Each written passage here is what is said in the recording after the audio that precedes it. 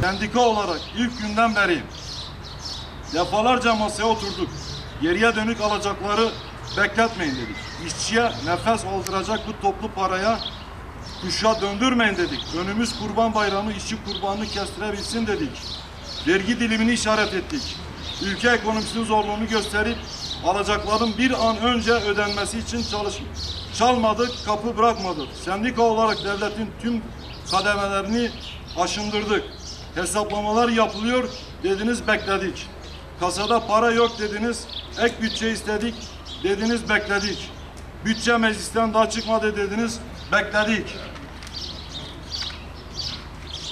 Biz sabırla beklerken bu arada neler oldu bir hatırlayalım.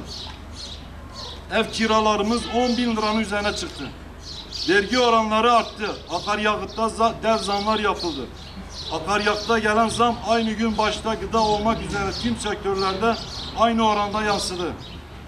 Biz sabırla beklerken beslenme, barınma, ulaşım gibi temel ihtiyaçlarımız %200'e varan oranlarda artış gösterdi. Kimsenin almaya cesaret edemediği altın döviz fiyatları fırladı. Herkesin yemek zorunda olduğu domatesin, biberin yüzünü göremez olduk. Tüm bunlar olurken bizler ekonomik krizle uğraşan devletimizin yanında olup sabretmeye devam ettik. Ama bitti, sabrımız bitti.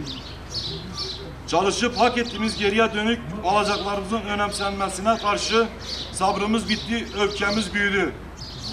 Alın terimizin görmezden gelmesine karşı onurumuz kırıldı. Geriye dönük alacağımız paranın bu enflasyonist ortam karşısında pula dönüşmesinden dolayı evimize götürecek ekmek küçüldü, eridi, bitti.